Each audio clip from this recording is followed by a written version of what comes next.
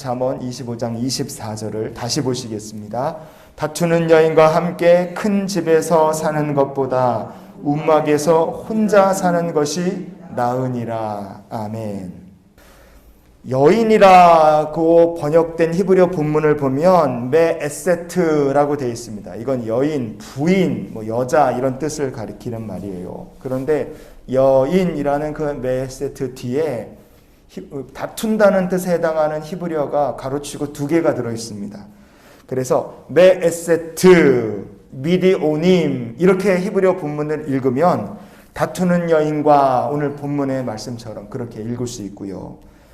메에세트, 미디아님 이렇게 읽으면요, 미디안 여인과 함께 이렇게 우리가 읽을 수도 있습니다. 이스라엘 백성들 끊임없이 괴롭혔던 족속 중에 하나가 바로 역사 깊은 원수 미디안 족속이었습니다.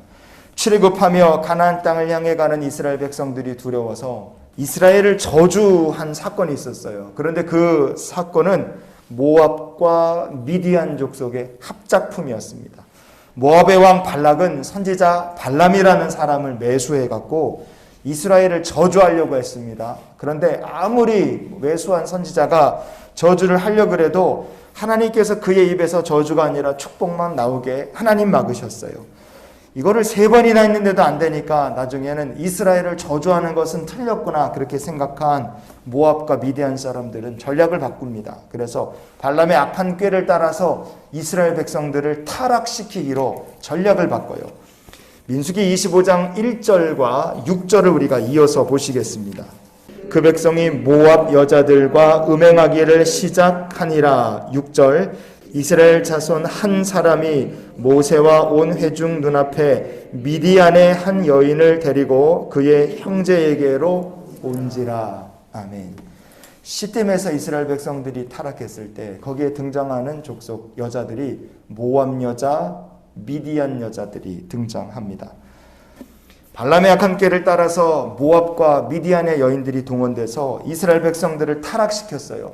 미혹에 넘어간 이스라엘 백성들이 전능하신 하나님을 버리고 바알 부올이라는 우상을 섬기는데 그들이 동참했습니다. 얼마나 많은 사람들이 우상 섬기는 데 동참했는지 하나님께서 전염병으로 심판하셔서 그때 죽은 사람들이 24,000명이나 됐다 그럽니다. 다투는 여인과 큰 집에 사는 것은 불행하고 피곤한 일입니다. 그런데 정말로 불행하고 정말로 딱한 일은 이 미디안 족속이 그랬던 것처럼 계속해서 하나님을 대적하는 인생을 사는 것이고요. 가장 안타까운 것은 그렇게 하나님을 대적하는 인생을 살다가 심판받게 되는 것이 최고로 안타까운 일입니다.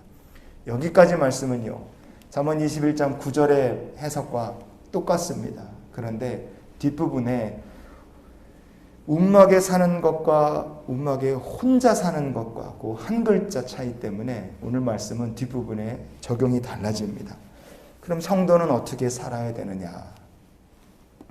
오늘 본문 24절의 뒷부분을 보시면 움막에서 혼자 사는 것이 나으니라 그랬습니다. 우리말 성경에 움막이라 그랬는데 히브리어 본문을 보면요, 알피나트 가그 이렇게 되어 있습니다.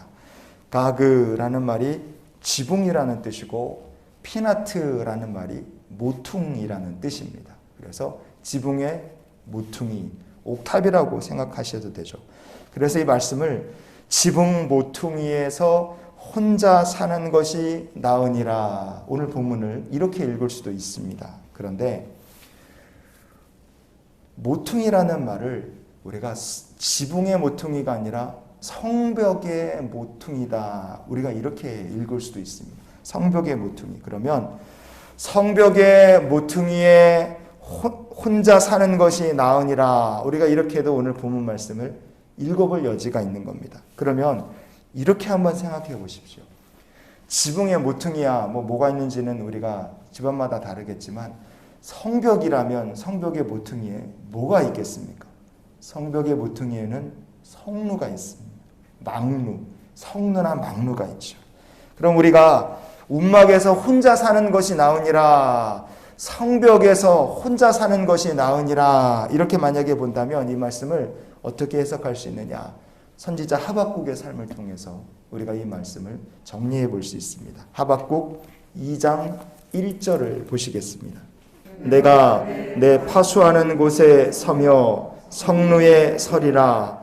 그가 내게 무엇이라 말씀하실는지 기다리고 바라보며 나의 질문에 대하여 어떻게 대답하실는지 보리라 하였더니 아멘. 하박국이 예언했던 그 시대는 죄악으로 가득한 세상이었습니다. 이스라엘 나라가 멸망하기 직전이었어요. 죄악으로 가득한 세상, 하나님을 대적하는 세상 가운데서 하나님의 말씀과 응답을 기다리는 것이 하박국 선지자의 삶이었습니다. 우리는 그럼 어떻게 사는 것이 좋겠습니까? 우리가 이 시대의 하박국 선지자처럼 하나님의 말씀을 기다리고 하나님의 이름을 부르고 주를 의지하는 성도가 될 때 하나님께서 친히 주의 백성들에게 강한 성루가 되어주시고 하나님께서 우리를 지키시는 축복의 백성들이 될 줄 믿습니다. 그래서 우리가 이런 기도로 오늘 한 달의 삶을 살았으면 좋겠어요. 하나님, 오늘도 주의 말씀에 응답을 받는 삶을 살게 하여 주시옵소서. 하박국 선지자가 그랬던 것처럼 오늘도 우리가 하나님의 이름을 부르며 주께 간구하고 응답을 받고 하나님의 뜻을 이루어가는 복된 삶이 되시기를 주님의 이름으로 축원을 드립니다.